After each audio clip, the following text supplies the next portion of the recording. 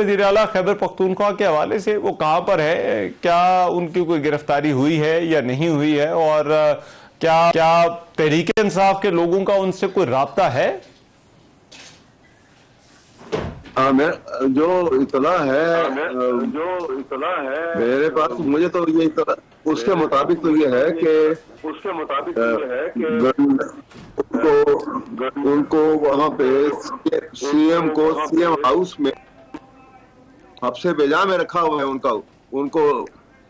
उनको वहां पे रॉन्गफुल कन्फाइनमेंट पे उनको वहां पे अंदर रखा हुआ है, और वहां रेंजर्स का और पुलिस जो है वो फेडरल गवर्नमेंट की भी वहां पे मौजूद है। उन्होंने उसको वहां पे जो सीएम हाउस है उसके ऊपर पूरी तरह से कंट्रोल किया हुआ है उन्होंने, और वो अंदर उनको लाइक हाउस अरेस्ट है वो।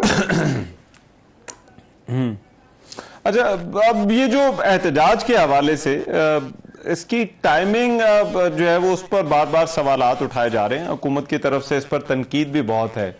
क्या वाकई ये मौका है इस वक्त पाकिस्तान तहरीक इंसाफ की तरफ से इस तरह के एहतजाज का?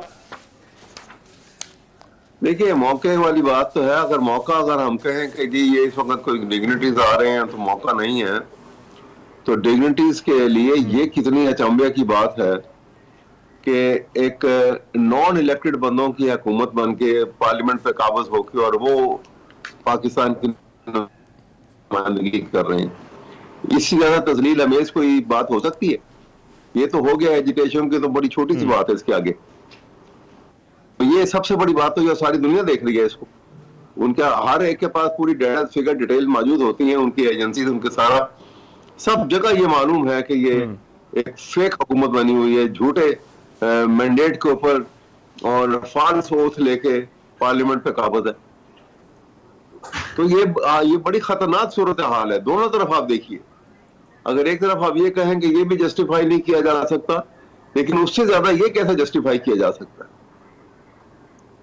इस तरह भी हुकूमतें चलती है। आपने बिगिनिंग में आइन को, लेकिन आज आपसे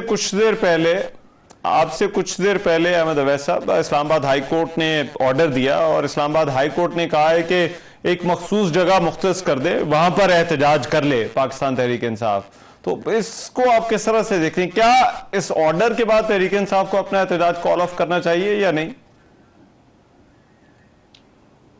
मेरा तो ख्याल है कि ये मखसूस जगह अगर वो दे देते हैं, और वो ये जो पाबंदियां लगाई हुई हैं उन्होंने बेतुकी, कभी पब्लिक जलसों में ही पाबंदियां लग सकती हैं। आप भी इतने अरसे से इस प्रोफेशन में हैं और आप देखते हैं और सुना आपने इससे पहले भी कि पब्लिक जलसे जो हैं कभी वहां पे भी टाइम की पाबंदी होती है कि 7 बजे खत्म हो जाएगा जी, 7 बजे 1 मिनट से आपके खिलाफ कार्रवाई शुरू कर देंगे। कभी ऐसे भी हुआ है। ये तो ना करने वाली बात है ना, इसलिए वो उसके भी कोई हाल नहीं है। देखिए, बात यह है कि एक बड़ी मोटी बात यह, पीटीआई को पहले भी दीवार से लगा दिया गया, दुरुस्त है। उसके बाद अब जो कुछ हो रहा है यहाँ पर कि ना अदालत में कहीं वो अदालत से भी वो काम करवाए जा रहे हैं मुख्तलिफ किस्म की टेम्पटेशन दे के। आपने देख ही लिया कि ये जिस तरीके से ये फैसला हुआ है और चीफ जस्टिस को, काजी फादीसा साहब को जो डेट दी गई है कि तुम्हें जो फेडरल कॉन्स्टिट्यूशन कोर्ट जो बनेगा उसका तुम्हें पहला चीफ जस्टिस बना दिया जाएगा, और वो ये नॉमिनेटेड चीफ जस्टिस होंगे। मीनिंग देयर भाई कि आप पाकिस्तान के आइन का हुलिया बिल्कुल ही बिगाड़ देंगे और जुडिशरी को direct under the thumb of executive ले जाएंगे। ये कितनी खतरनाक बात है। आप, ये डेस्पोटिज्म है, ये कोई डेमोक्रेसी तो नहीं है, ये रूल ऑफ लॉ तो नहीं है। तो अभी ये तमाम सूरत हाल, मगर इस पे आपके पास कोई रास्ता ही नहीं रहेगा। देखिए, तो ये जो आईनी तरमीम है और जो कॉन्स्टिट्यूशनल कोर्ट वाला मामला है जी, इस पर अब वकला की रेजिस्टेंस भी हम देख रहे हैं। तो आपके ख्याल में इसमें अभी भी कोई रास्ता है, इस आईनी तरमीम का कोई रास्ता रोका जा सकता है वकला की तरफ से या तहरीक इंसाफ की तरफ से? वकला की तरफ से तो बड़ी सख्त रेजिस्टेंस होगी, बहुत ज्यादा होगी। फॉर मल्टीपल रीजन, जिसमें एक रीजन ये भी शामिल है कि अगर ये इसी तरह से हो गया तो फिर वकालत का प्रोफेशन भी खत्म हो जाएगा। तो ये भी, this is also one of the causes for very strong resistance from the legal community. ठीक, इसलिए ये जो अहमद अवैस साहब, ये बैरिस्टर सैफ ने जी अहमद अवैस साहब, ये जो बैरिस्टर सैफ ने बयान दिया है भारतीय वजीर खारजा के हवाले से, ये बयान देना चाहिए था? जी, बिल्कुल भी नहीं देना चाहिए था। बिल्कुल ये इररिस्पॉन्सिबल स्टेटमेंट है, बहुत इररिस्पॉन्सिबल। उनका क्या ताल्लुक है? वैसे मैं तो उनके आने के ऊपर भी मैं आई हैव रिजर्वेशन। पाकिस्तान के, वो पाकिस्तान टीम को वहां उतर नहीं देते। आपने देखा क्रिकेट टीम को? और उसकी जगह पे आप उनके वजीर खारजा यहाँ पे क्यों आए? जब से कश्मीर का इशू हो गया है तो हम तो वी आर एट वॉर, चाहे खामोशी से है कुछ है, लेकिन हमारी कैफियत तो एट वॉर है विद इंडिया। तो इस वजह से ये बिल्कुल जो है बड़ी गैर जी ठीक है, राइट, बहुत शुक्रिया। अहमद अवैस साहब हमारे साथ मौजूद थे। अभी प्रोग्राम एक ब्रेक शामिल करते हैं। वफाकी वजीर मुसद्दिक मलिक साहब मेरे साथ मौजूद होंगे। हुकूमत का मौक़िफ़ पाकिस्तान तहरीक इंसाफ के एहतजाज पर जो है वो उनसे जानेंगे इस ब्रेक के बाद।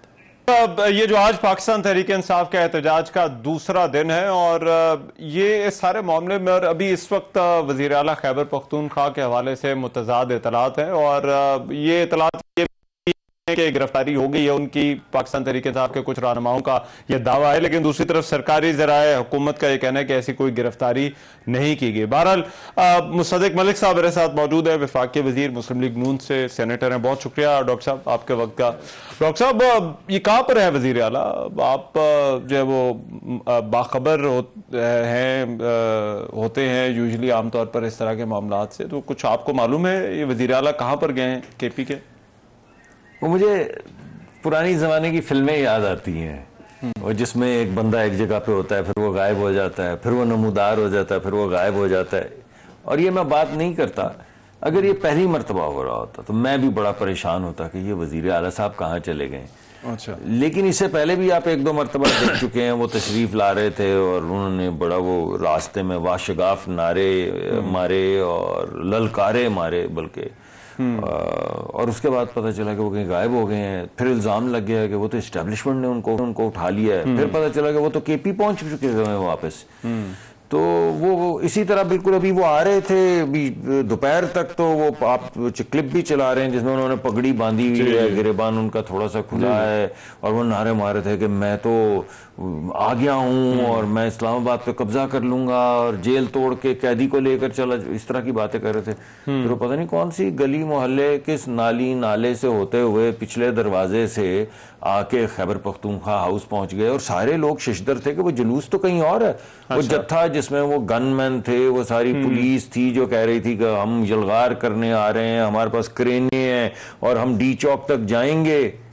वो फिर पता चला कि उस क्रेनों शरेनों के अंदर से ही वजीर आला साहब गायब हो गए और फिर वजीर आला साहब एकदम, तो अभी वो कहां से मिलेंगे? क्या वो फिर दोबारा पेशावर वजीर आला हाउस के अंदर पेशावर में है? पहले तो वो जरा आपकी प्रोग्राम में निखार पैदा करने के लिए कोई थोड़ी सी प्रोग्राम्स शाम के जो है उनमें गर्मी पैदा करने के लिए 2-4-5 घंटे तो इधर उधर रहेंगे। सर हमारी तो 2 दिन से फोन बंद है, इधर कंटेनर लगे हुए हमारे भी बंद है। मैं और कितनी गर्मी पैदा करनी है? मिन्नत समाजत कर रहा था कि मेरा फोन और कितनी गर्मी हुकूमत पैदा करना चाहती है इधर जो है वो 2 दिन से शहर के अंदर कोई काम नहीं हो रहा। हमने तो सर्दी पैदा की, बारिश पैदा की, हमने कहाँ पे आपकी गर्मी पैदा की? हिद्दत तो वो पैदा कर रहे हैं जो कह रहे हैं कि जैसे हमने पहले एक मरतबा 30-40 अरब डॉलर की इन्वेस्टमेंट 1-1.5 साल के लिए डिले करवा दी थी, धरना